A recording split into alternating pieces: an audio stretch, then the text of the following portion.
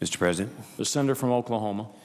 Mr. President, it's my understanding I have the first 15 minutes, and I would ask the chair to advise me when I have 1 minute left. The chair will do so. I think what the minority leader was saying, I'll be a little bit more specific. I don't think that my state of Oklahoma is any different than any other state when you go home and you find out that people are looking at these monstrous expenditures never even dreamed before in the history of this country. And they talk about the auto bailout, $17 billion, the housing bailout. Of course, I think probably the worst one was the first one. That was the bank bailout that gave the authority to unelected bureaucrats to do what they're doing today. The economic bailout, the stimulus package. But I'm here today to say that as bad as all of this is, that if you look at the one that is in the budget, the climate bailout, it is far worse because at least these are one-shot deals, and that would be a permanent tax every year. Now, over the next few weeks, we'll be talking about it. I've spent nearly 10 years on this issue in the capacity of the ranking member and the chairman of the Environment and Public Works Committee. And to tell the truth, and for a long time I was a one-man truth squad, now more and more people realize that the science that was supposed to be there really is not there. But that's not the important thing. As I said in the debate against the Boxer bill a year ago, I said, let's go ahead and concede the science, even though it's not there, so that it doesn't take away from the economic arguments. So I think that, in my view, Mr. President, I think the President did a good thing in including an estimate in his budget as to how much this is going to cost. Now, his estimate was understated. I understand that, but it allows us to have an honest debate about the cost of a program of this magnitude on the American people, not to mention the enormous redistribution of wealth for pet projects and programs under the umbrella of clean energy. In fact, according to a new report, the Center for Public Integrity, the number of lobbyists seeking to influence federal policy on climate change, that's what we're talking about here, has grown more than 300% in 5 years. This represents more than 4 lobbyists for every member of Congress, with a slew of new interests from Main Street to Wall Street clamoring for new taxpayer-funded subsidies. I don't think anyone questions that who's serving in the Senate now, because our halls are inundated with people who want in on this deal. The administration's decision to include cap-and-trade and the revenues it generates is in the budget forces my colleagues here in the Senate to quit hiding from this issue. Now they're going to have to start talking about it. They can no longer prevent discussion of what a program of this magnitude is or is not, and the public is finally beginning to pay attention. To put it simply, they are realizing that cap-and-trade is a regressive energy tax that hits the Midwest and the South the hardest, and hits the poor disproportionately. I don't think anyone now is questioning that, because everyone has been talking about that. While the number of lobbyists and the companies are lining up inside the Beltway, outside of Washington, businesses and consumers are coming to realize that cap-and-trade is designed to deliver money and power to the government, and there's nothing in it for the taxpayers or the consumers or even for the climate. Now, let me further explain. In this time of recession and economic pain, the administration and the proponents of mandatory global warming controls now need to be honest with the American people. The purpose of these programs is to ration fossil-based energy by making it more expensive and therefore less appealing to the public consumption. Now, here's the part, though, that it is so regressive in nature. All you have to do is calculate in any state, Colorado, Oklahoma, the poor people spend a larger percentage of their money on heating their homes and on driving their vehicles and on using energy. Now, if you need proof for this, the President's own Office of Management and Budget Director, Peter Orszag, is on record, and he had made the statement that, quote, the rise in prices for energy and energy-intensive goods and services would impose a larger burden relative to income on low-income households than on high-income households. He also said, and again, I'm quoting the OMB director that is appointed by President Obama, Under a cap-and-trade program, firms would not ultimately bear most of the costs of the allowances, but instead would pass them along to their customers in the form of higher prices for products such as electricity and gasoline. The higher prices caused by the cap would lower real inflation-adjusted wages and real returns on capital, which would be equivalent to raising marginal tax rates on those sources of income. Again, this is Peter Orszag, so nobody questions this. I think everyone understands it. Recently, there was on Who Pays for Cap-and-Trade, an article that was this month in the Wall Street Journal, and I'll quote this now. It says, "Cap-and-trade, in other words, is a scheme to redistribute income and wealth, but in a very curious way. It takes from the working class and gives to the affluent. Takes from Miami, Ohio, and gives to Miami, Florida. It takes from industrial America that is already struggling and gives to the rich Silicon Valley and to Wall Street. Green tech investors who know how to leverage the political class." Warren Buffett had a statement that I thought was good here. He said that tax is probably going to be pretty regressive if you put the cost of putting carbon into the atmosphere. In the utility business, it's going to be borne by its customers, and it's going to be a tax like nothing else. Ben Stein had an article, this op-ed piece in the Wall Street Journal. He said, why add another element of uncertainty to energy production, especially if the goal of suppressing carbon-based fuel burning can be accomplished by another means? Energy companies have enough problems as it is, including reduced supplies, political risk, and wildly changing prices of raw materials. Jim Cramer of the CNBC said Obama's budget is pushing an aggressive cap-and-trade program that could raise the price of energy for millions of people, disproportionately falling on the poor. And in Detroit, a state that would really suffer, it says President Barack Obama's proposed cap-and-trade system on greenhouse gas emissions is a giant economic dagger aimed at the nation's heartland, particularly Michigan. It is a multi-billion-dollar tax hike on everything that Michigan does, including making things, driving cars, and burning coal. And so we have this awareness that wasn't there until this appeared in the president's budget. You know, we had, and I have to say this, that back in the very beginning of this discussion, I was somewhat of a believer that man-made gases, anthropogenic gases, CO2, methane, cause global warming. Everybody said it did until we found out what the cost was going to be, and we started looking at the science and finding out that this wasn't right. But in terms of the cost, and in terms of how it's going to impact the various states, like Ohio, Pennsylvania, Indiana, Michigan, these states will be impacted harder than most of the others. All of these reports reflect the numbers that were released in the president's proposed budget, which estimated that cap-and-trade program would generate $464 billion in federal revenues through 2019. Now, let's keep in mind, well, that's a nice way of saying increased taxes by $464 billion. However, we know now that that figure is way, way low. 10 years ago, and this is my first discovery, when we came this close to ratifying the Kyoto Treaty, which would have mandated all these things that we were going to be, that they're talking about doing now. That was about 10 years ago. The Wharton Econometric Forecast Associates, this is Wharton School of Economics, came out and said, what would it cost if we were to sign Kyoto and live by its provisions?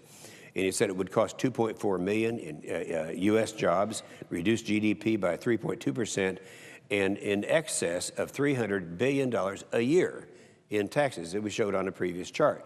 Well, nearly 10 years later, we've come a full circle, according to MIT, an analysis of a similar legislation as the president's budget proposal suggests, much higher revenues. Now, see, we've gone through the Kyoto thing, then we had the Lieberman-McCain bill, then the Lieberman-Warner bill, and each time we do this, more other people come in and do analyses, and they all come to the same result, the same conclusion. MIT, they looked at one of the more recent ones. It was the Sander-Boxer bill, and they said that the bill the president co-sponsored which mandates even less aggressive emission reduction targets, that's 80%. Now they're talking about 83%. Would have cost approximately $366 billion a year. So you got a consistent range here from $300 to $366 billion. And that's where everybody comes in and says, that's actually what it's going to cost. So round that off around $350 billion. It goes back to that first chart. You know, as bad as all this spending is, and it's out of control still, this is worse because this is something that is every year. Now, to put it in perspective for my colleagues here, I point you to this chart that shows the largest tax increases in history. We remember these in the last 50 years, the largest tax increases. The one I remember the best is this one right here. This was the Clinton-Gore tax increase of 1993. I remember coming to the floor and talking about how the increase in inheritance tax and marginal tax rates and income tax and capital gains tax. It was a $32 billion tax increase. By contrast, look what we have here, a $300 billion, 10 times greater than the largest tax increase in the last 50 years. Now, you're going to hear some of these revenues are going to fund tax relief to be returned to the people. And for purposes of this budget proposal, the administration plans to spend $15 billion a year to fund clean energy technologies and will allocate $63 to $68 billion per year for the Make Work Pay tax credit campaign promise to give back to people who don't pay taxes. So we've learned firsthand that, of course, this stuff wasn't true. And where did we learn that? We learned that in the consideration of the Warner-Lieberman bill when they made the statement that they were going to give back a lot of this revenue to poor people. Well, the way it turned out, and it looks like the same thing will be true in the case of this budget, that for each $1 that a person gets back, they're paying $8.40. That's how the math works out. So you can say and try to make a few people believe that they're going to be on the receiving end of this, but when the whole thing is over, as it was learned then, the cost was $6.7 trillion, and the refund, which wasn't guaranteed, I might add, it was just legislative intent, was $802 billion. 6.7 trillion versus 802 billion. So I think we'll have plenty of time now to talk about this and to bring this to the American people. In his budget, the president wants to recycle $525 billion through the Make Work Pay tax credit that goes to people who don't pay income taxes. However, as we noted, the math is not good and it just doesn't work. Finally, my colleagues may argue that at least this money will be going to a good purpose for the cause of fighting global warming and having America lead the way. However, I think that many find it very difficult that this would happen. I would ask, sometimes you have to be logical on these things. If we did it, these are the figures that were actually used in terms of how it would have an effect if we actually passed one of these programs. This one, I believe, was based on the Lieberman-Warner bill. Said if we had passed it in terms of how this would affect the emissions of CO2 worldwide, you can see it just doesn't have an effect. But let's assume, which it is not true, but would assume that the global warming, which is not happening, by the way, we're in a cool period now, but global warming is a result of CO2 going into the atmosphere, and that we want to somehow reduce the emissions of CO2. The problem that we have with this is that if we do it unilaterally, then we in the United States are going to be paying these huge taxes. And Senator yet we're from not Oklahoma has 1 minute remaining. I thank the chair. And while we are paying these huge taxes, you got to keep in mind, China's not doing that, and Mexico's not doing that, and India's not. They're laughing at us. They're right now, I wish there were time to finish my remarks, because we document what China is saying right now and what Mexico is saying. You know, they're going to be the beneficiary. If we were to limit CO2 in our country, our jobs have to go where they can find energy, because there won't be adequate energy here. And where would the manufacturing jobs go? They would go to the third world countries. Put the last chart up. So in conclusion, I'd only say that if you look at how bad this is in terms of what's happened so far, for those of us, I'm not saying anything despairing about the president. I like the guy, he's a friend and all that. But all these things that are in yellow here are expenditures unprecedented in the history of this country. But far worse than that would be if we were to pass a cap-and-trade bailout, and it would cost some $6.7 trillion as opposed to these figures up here. It's something we can't afford, and it doesn't. It's all pain and no climate gain. And with that, I yield the floor.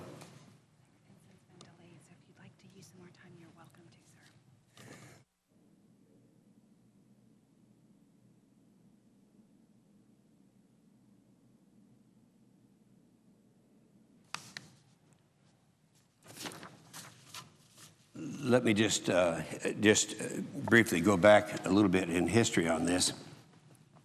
It's my understanding the other person who was going to use time is delayed, so we have a little bit more time. The senator from Oklahoma is recognized.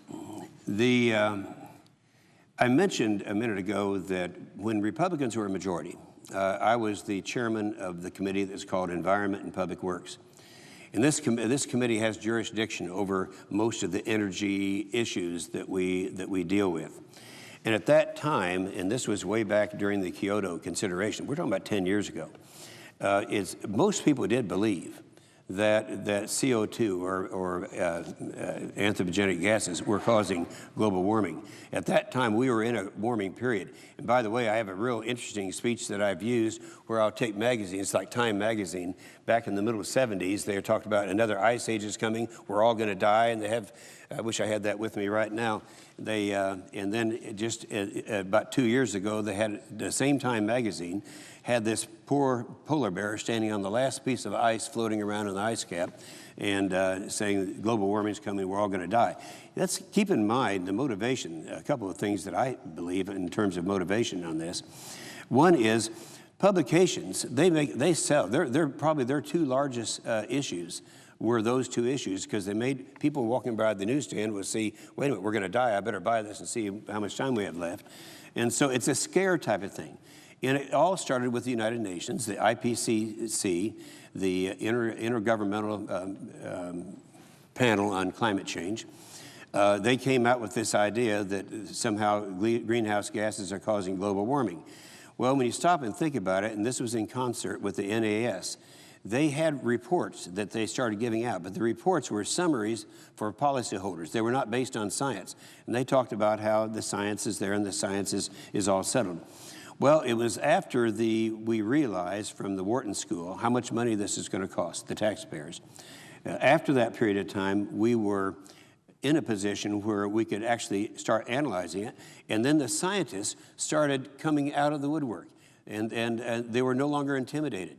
See, one of the problems we had was that the scientists who were dependent upon various sources of income, either from the government or from various organizations like the Heinz Foundation and the Pew Foundation, so long as they said that they went along with this scheme that CO2 is causing global warming, they weren't getting any of the grants. But then this started changing, and they started coming out and telling the truth. We now have accumulated, and later on today or tomorrow, I'm going to give a talk showing how the science now has grown. We're over 700 now, 700 scientists who were on the other side of this issue, who are now on the truth side of this issue.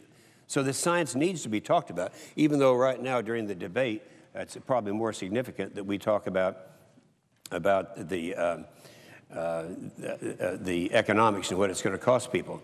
I can remember when Claude Allegra, who's probably the most respected scientist in the country of France, Claude Allegra, a socialist, but a person who was very strongly on the Al Gore side of this issue, has recently come over and said, you know, in reevaluating and looking at this and looking at what has happened to the climate, the science is not there. David Bellamy is a similar scientist that was in Great Britain. He was on the other side of this issue. He has now come over. Nir Shaviv from Israel, a top scientist who was always on the other side of this issue until about 3 years ago, and he came out, and I don't have the quotes here, but he came out and said, you know, we're wrong on this. So the science isn't there. And by the way, we have a lot of documentation that I've invited my colleagues to go to my website, inhofe.senate.gov, and we document what has happened in terms of the science. And so this has been a 10-year journey. And you know, I sometimes think of Winston Churchill, who said, "Truth is incontrovertible. Panic may resent it, ignorance may deride it, malice may destroy it, but there it is." And it's taken 10 years for the truth to come out so the American people realize, with all the scary stuff going on, with Hollywood and the elitists pouring money into campaigns, and I'm talking about MoveOn.org and the George Soros and Michael Moore and all the millions of dollars that are put into campaigns, they have influenced a lot of members of the House and of the Senate. But the truth is coming out now. So as this issue moves forward, I would invite all of us to look in terms of all the things that have happened. And, you know, it's hard for people to understand this sometimes until they get to my stage in life. I've got 20 kids and grandkids. None of this stuff's going to affect me, but it's going to affect the future generations. And I just look at that and I think, how can we allow all of this to take place and then on top of that pass a tax increase that would do absolutely nothing? And again, I would repeat that those who are believers that have bought into this thing and have seen the movie, the science fiction movie, The Inconvenient Truth, and this stuff, even if you did believe that, what good would it do for us to do it unilaterally here in the United States? Because I'd just take the jobs and put them into countries that have no emission requirements. It would have a net increase of CO2. So that's being logical, that even for those who are believers, that this is the problem. Mr. President, yesterday I pointed out something that I thought should be pointed out, and that is the first of all the bailouts was the $700 billion bailout. And as much as I hated to say it, 74 of the United States senators in here voted for that. What was bad about that? What was bad about that was this gave one person, the unelected bureaucrat, the power over $700 billion to do with as he wished. It's interesting because that was Hank Paulson, the Secretary of Treasury. Now the new Secretary of Treasury, we find, was in on that deal at the same time. And so they had put this together. And a lot of this stuff in here was authorized by voting for this to give someone $700 billion to do with as he wished. And so now we're paying for that, and the costs are very, very expensive. I believe that when you look at the things that are going on right now, there are some scary things over and above what we've been talking about. I had occasion to make several trips to Gitmo, down to Guantanamo Bay. That's an asset that we've had in this country since 1903. In fact, it's one of the few good deals around. We are still paying the same rent now that we paid back then. It's $4,000 a year. We get this great big resource, and it's a place to put the detainees and to go through the tribunals and a courtroom that's over there. One of the scary things that I'm looking at now is a provision, or is a statement by President Obama, that he wants to do away with the tribunals and he wants to close Gitmo, or Guantanamo Bay. Here's the problem we have with that.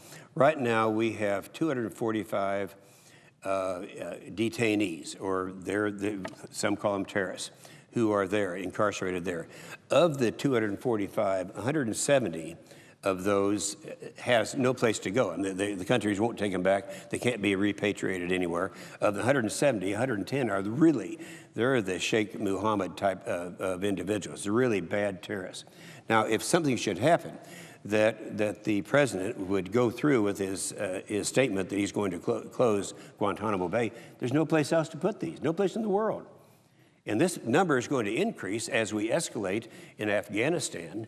It's going to be going up, and they might say, well, there are prisons in Afghanistan. Yes, there are two, but they will only take detainees that are Afghans.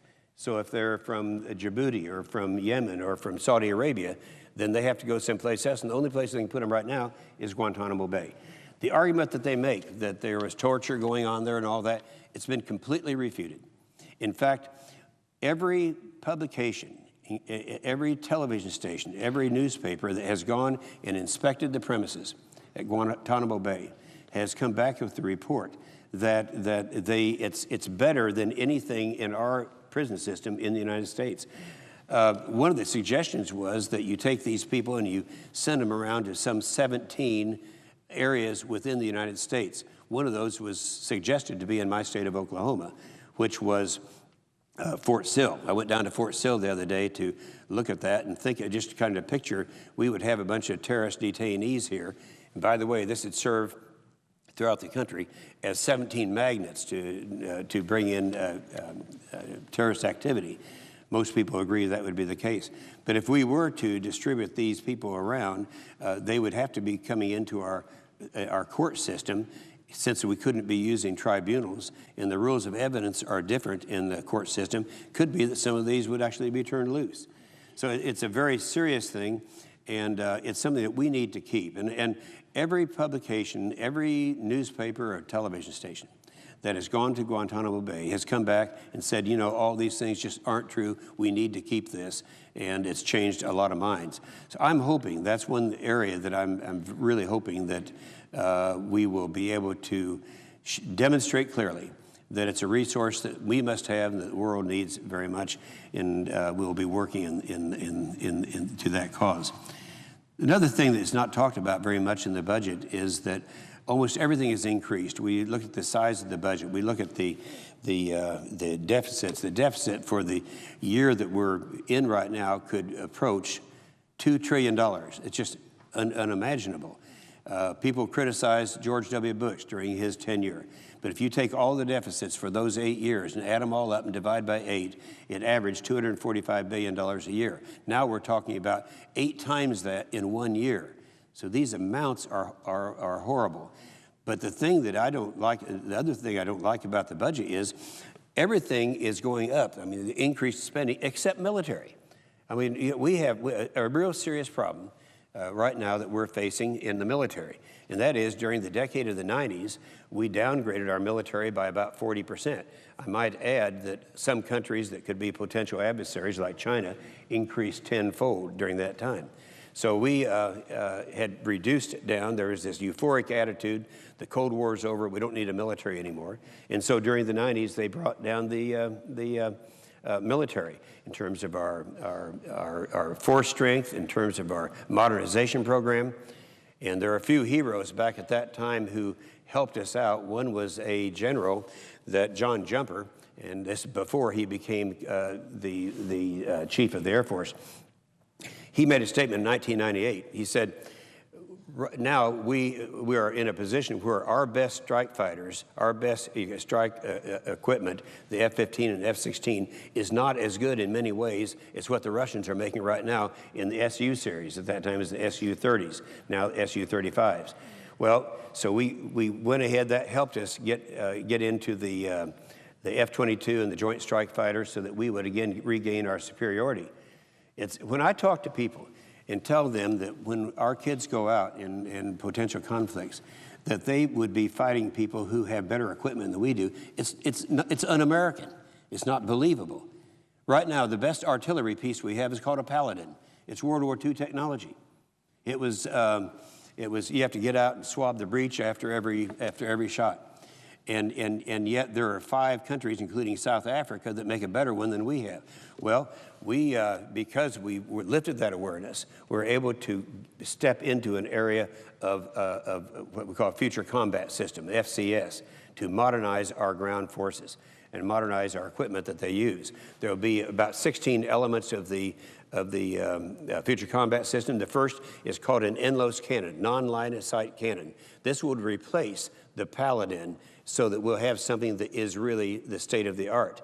But we're not there and won't be there for several more years. So we went through the decade of the 90s, downgrading our military. And then, of course, when 9/11 came here, all of a sudden we're in a war. And I have to be sympathetic with former President George W. Bush, because he inherited a military that had been taken down, and then all of a sudden he's confronted with 1 or 2 wars or fronts that he had to fight. And so it's been a very difficult thing. It's interesting to me that many of the liberal members of the United States Senate, during the years that we were trying to enhance our military spending, were the ones who objected to that. And then they started complaining about the overworking of our Guard and our Reserve because of these. Actually, they're responsible for that. And yes, we are now trying to do something about it. But in light of this budget that's up, we increase spending everywhere except military. And that's an area where we are going to have to be doing something. So I would encourage us to look at the overall budget, not just the senator's one-shot time has deals, expired. and not just the tax increases, but also how it affects other programs such as our military. And I thank the chair and suggest the absence of a quorum. The clerk will